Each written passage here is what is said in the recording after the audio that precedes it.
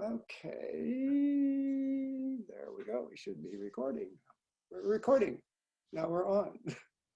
Great. So my companion on the screen is Jules Pashall, who's a graduate some years ago of our Master's in Psychology program.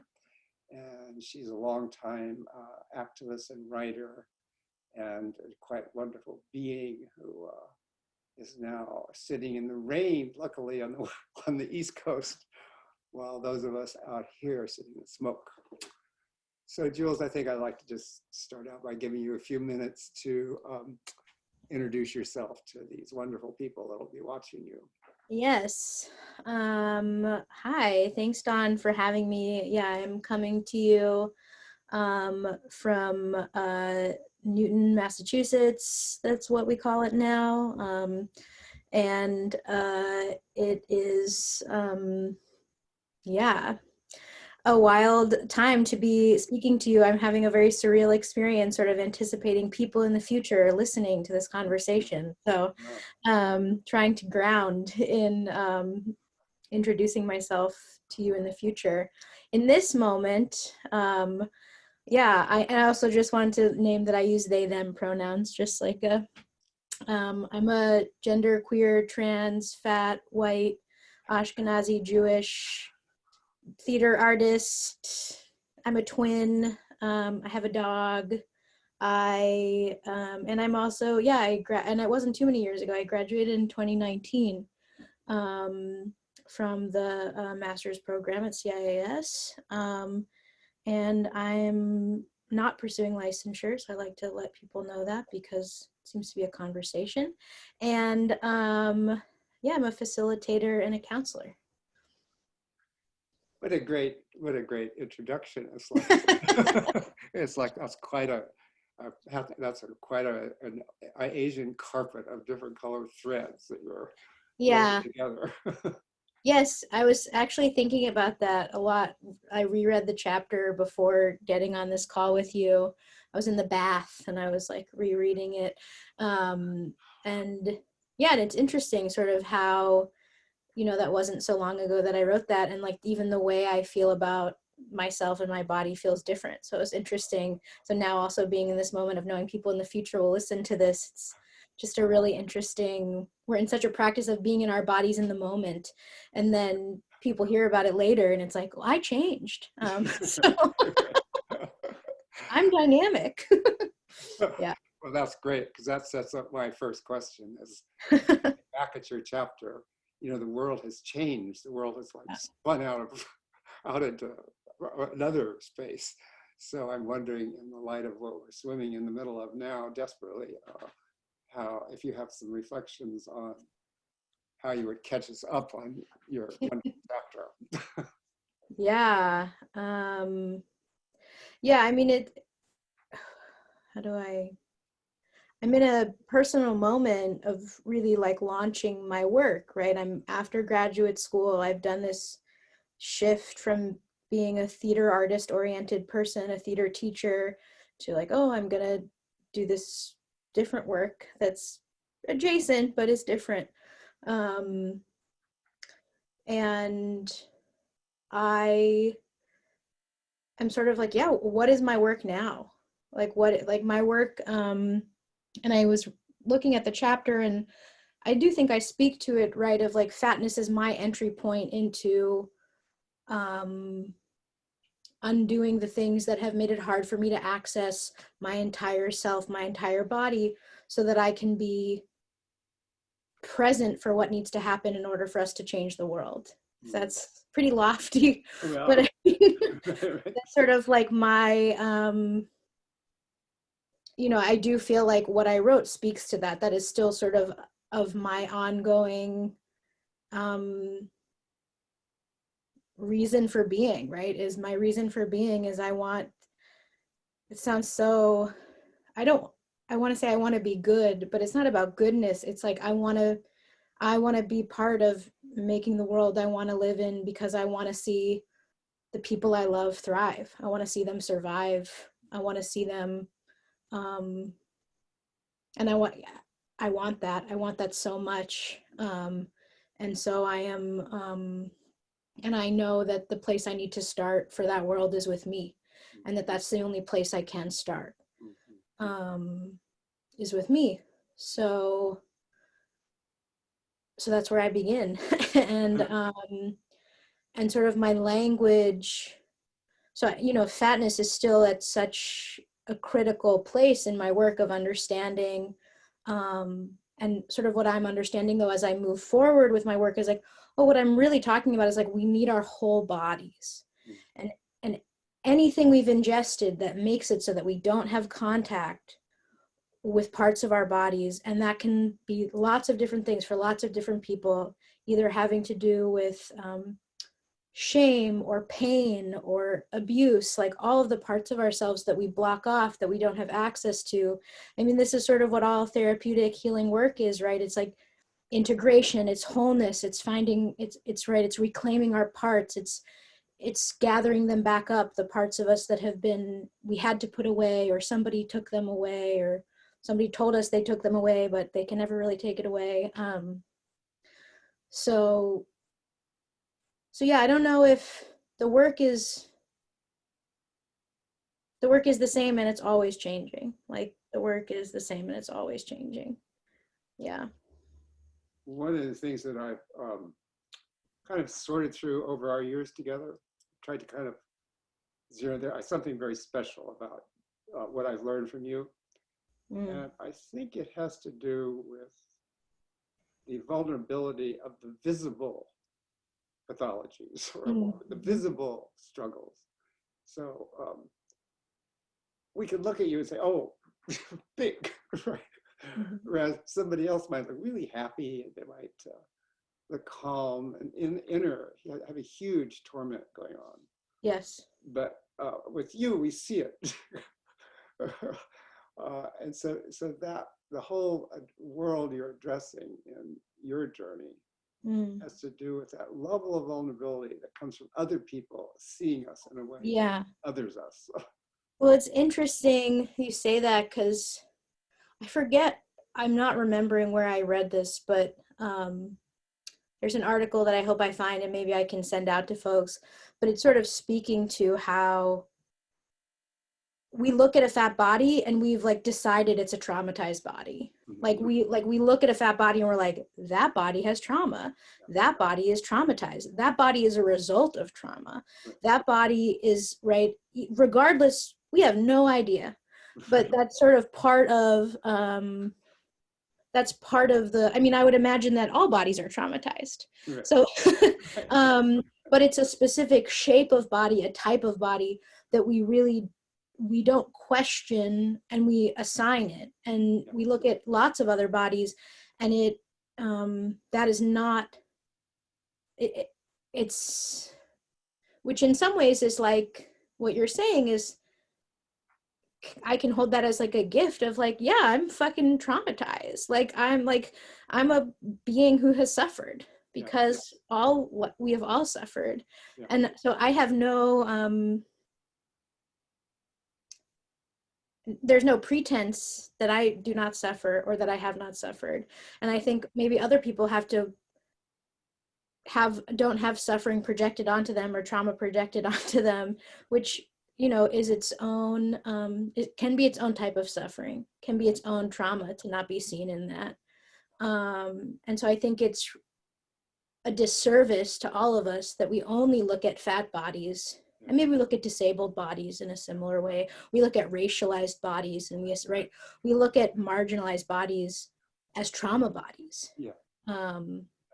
And, I know a lot of thin, white, able-bodied people who that shape of their body is created by trauma, is created by a response of needing to be really small, needing to take up less space, needing to be really strong, right? Like, so sort of like the way different types of socialized bodies that are privileged aren't seen as results of a trauma shaping, but they are. We're all being shaped by our traumas and our gifts. Like, all body shapes are created by an intersection and an intermingling of both our like joys and our griefs. Yeah. And so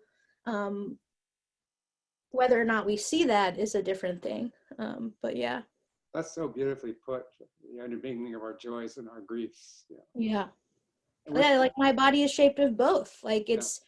it's all of it at once. And I think something that happens, right, and that I was remembering when I was reading the chapter and like remembered the process of writing it was like, oh, I have to make sure everyone knows I'm really happy, because people like, and I have to make sure everybody knows I love my fat body, because that's this like overcompensation we make marginalized people do, to be like, I'm proud, I like, right, I have to be like this. And this is exhausting. Like, I can't stay like this all the time.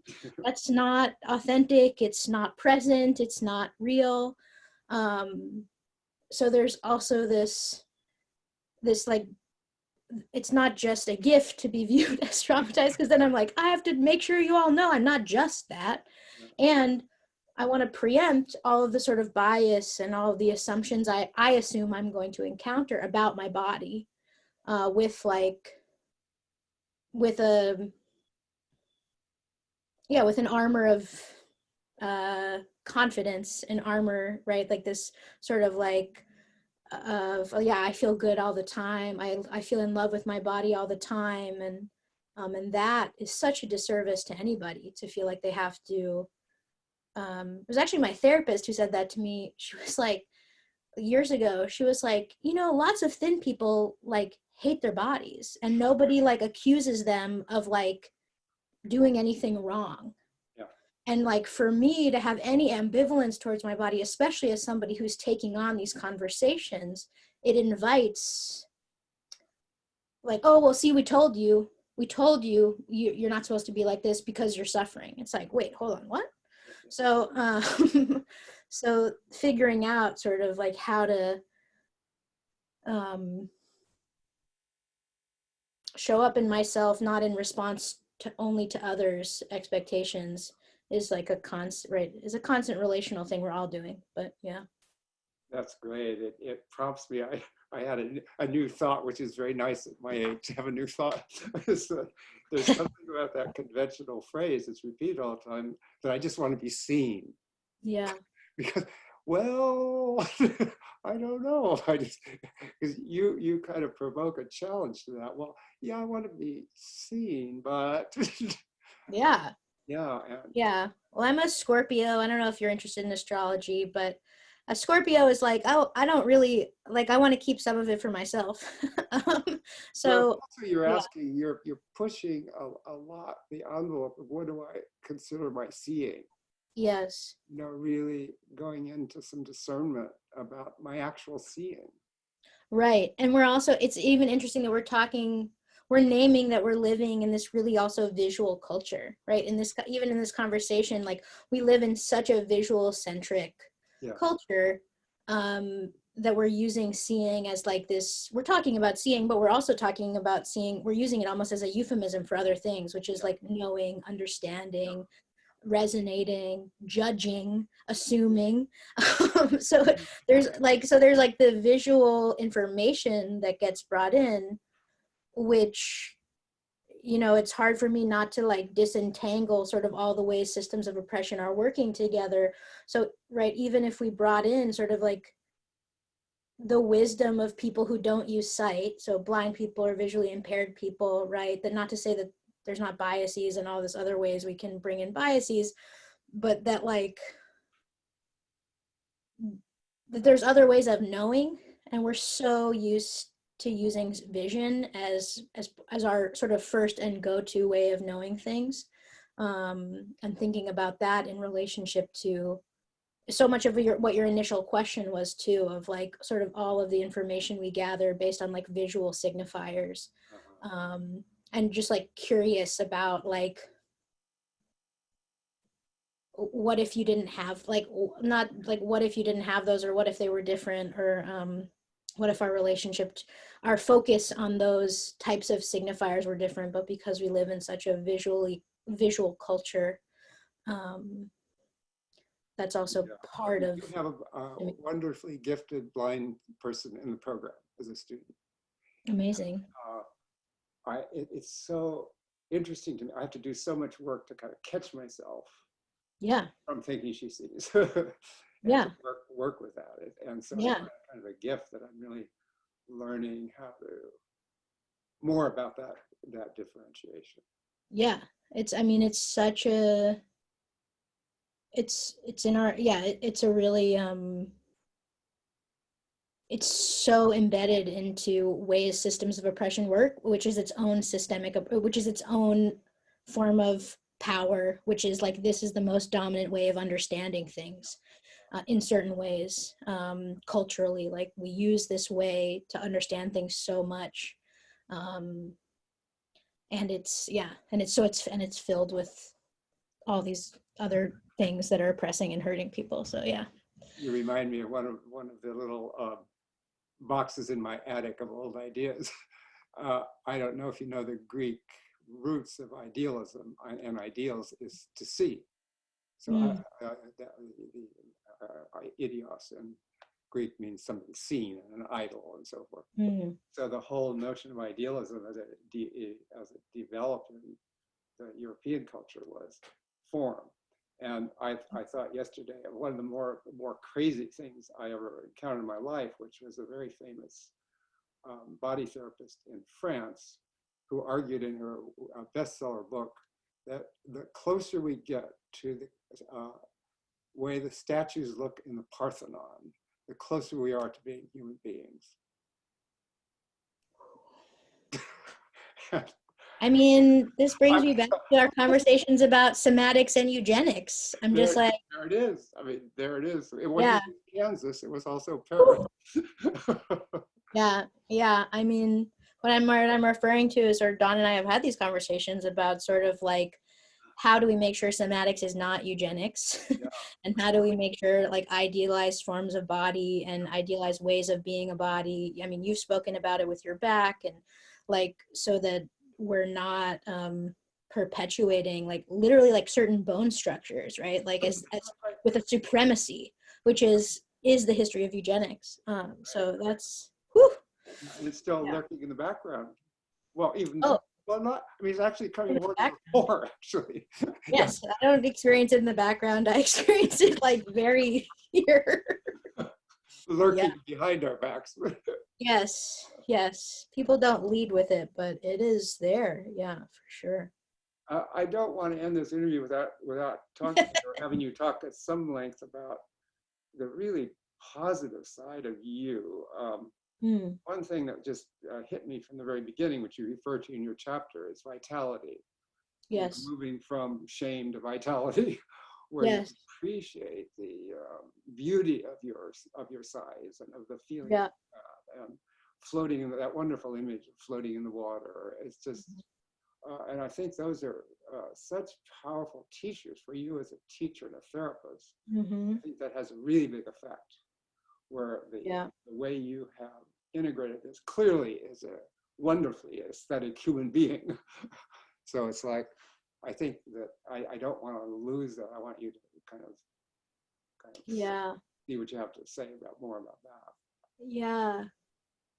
Yeah, it's interesting also because, like, we're leaning into like the imagery and visual, like, so I'm just like noticing myself, and it's actually reminding me of sort of like my journey of getting, because I would say I've been undoing systems of internalized fat, hatred, and oppression in me since I was like 19, and I'm about to turn 32. So, I don't know, 12, what's the math on that? Over 10 years now. And at the beginning of my process of unlearning and undoing, I was not focused on felt experience in my body. I was really focused on like seeing, like, it was very visual. It was like, I want to see myself as attractive. Like, there was this really big, and that was like me as somebody who was using sight and using visual culture to make a lot of meaning from, especially as like a 19-year-old. I was going to college in Southern California. I grew up in like predominantly white, wealthy suburbs outside, so I was around a lot of very thin white people. And I was comparing myself visually all the time, and I didn't have an understanding of my like interior. I didn't have an understanding really of my felt sense. I knew I had one because I would talk about it, but I didn't have somatic language. So much of my, I would take lots of photographs of myself. I would look at myself in the mirror from lots and lots of different angles. I would, I would like videotape myself masturbating. That was like this really big process for me. And then I would watch it back. So there was a lot, I was using like visual information. I was trying to rewire how I processed how I experienced myself visually, like when I looked at myself, either through photographs. And there was not a felt experience in that. It was really, I mean, I'm sure there was, but I wasn't conscious of it. So it was a lot about just retraining how I literally saw myself. And that was years. And I'm sure that was a really big focus of mine. And there were also other things I was doing too, where I was trying to like do things that were really brave. I was trying to like wear outfits that felt scary. I was, which was a really felt experience too, of just like how my body felt. Like I remember the first time I like wore a sleeveless shirt. Like I really like remember the day I was like a sophomore in college, and I like, so I was like, and I had never worn anything that wasn't like a t-shirt. I mean, I'm wearing this now, but I cut off all the sleeves of my t-shirts now. Like, so there was a lot of focus on aesthetic and visual, and a lot of, and my saying at the time was like, fake it till you make it. Sort of this, like, I'm going to just like pretend I'm fine about this. I'm going to pretend I'm one of these like confident fat people I see on Tumblr at the time. Like I was on social media groups and stuff. And I'm just going to fake it. And I'm just going to like pretend. I'm going to perform it. I was a performer. So I was just like, and I knew the power of performance, right? Like, the power of performance is you do something over and over again, and then you finally feel it in your body. Like you do a repeated thing over and over again, and sometimes you're like, whoa, like I am that, like I'm feeling it. I'm really like, I'm taking it on. Where I'm going to try it a bunch of different ways. I'm going to say it like this. And that doesn't really feel authentic. I'm going to say it like this. Okay. And so there's a lot of like practice. There's like a practice in it. And so it's I mean, we live in a culture that's so focused on beauty. I was so brainwashed by that. I was so like focused on that being what was the most important thing, was that I find myself sexy. I find myself beautiful. And that makes me sad, right? Because that tells me about our world. And that tells me that even in my process of undoing, I was still so focused on that. It was still so much about that. And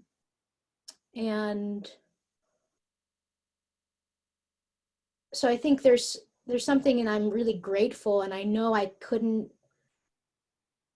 be here where my focus is no longer on like, I'm hot. I'm like, that's not where my focus lies. Like my attention's not there. My attention is, how do I feel in this moment right now? How do I experience less suffering? How do I use my body to support other people in experiencing less suffering? So it's an interesting complexity, because I know that that's part of my journey to get here. And there's like a rub there for me around like, we're not done undoing, right? Like if that's sort of my path is like needing myself to be beautiful, needing myself to like love my body because I find it desirable or something. There are parts of my body where I'm like not in love. I'm like, like, and that's fine, and that makes me just like a human being who, like, I don't wake up every morning and I'm like, oh my god, like I'm the most beautiful. Like, that's just like not how I feel all the time. And it would be weird if I did. Like, I think that's it. It would be weird if I felt beautiful all the time, because why would I need to, like, for a number of reasons that would be strange. But so I think there's something there for me in just our culture's focus on beauty, on aesthetics. I mean, it ties to the visual culture conversation we were having before. And yeah, I don't have smarter or more concrete words. This is a new thought for me, but there is a rub there for me on, like, I'm super glad I did that because it got me here. And wow, why is that what I needed? Like, why, like, what is it about our world where, like, the most important thing for me in that moment was to, like, know I'm beautiful? And how other systems of oppression of, like, I'm a white person, there's all these other things that sort of, like, I'm a medium-sized fat person. Like, there's all these ways in which I was able, because that process in many ways was a process of comparing myself. It's like, well, you know, because you're still sort of finding yourself in these narratives of oppression. So yeah, it's a complex thing that I haven't fully thought through, but Well, yeah. at the end, I'm going to dare to push you a little bit further. Sure, please. I listen to you, I think, well, you're like Michelangelo or Rembrandt. You've got all these pigments, and instead of just saying, oh, whoa, whoa, you take them all and you kind of struggle. You're like Michelangelo. When he was my age, he was with a chisel on this huge block of current marble, carving those last things he made. You know, God knows how much suffering that cost. Mm-hmm. So it's that I think the thing that you undercut yourself for is saying it's not about beauty. You're taking hold of beauty as an artist. Mm. You're not doing with Norman Rockwell paintings. You're doing Michelangelo.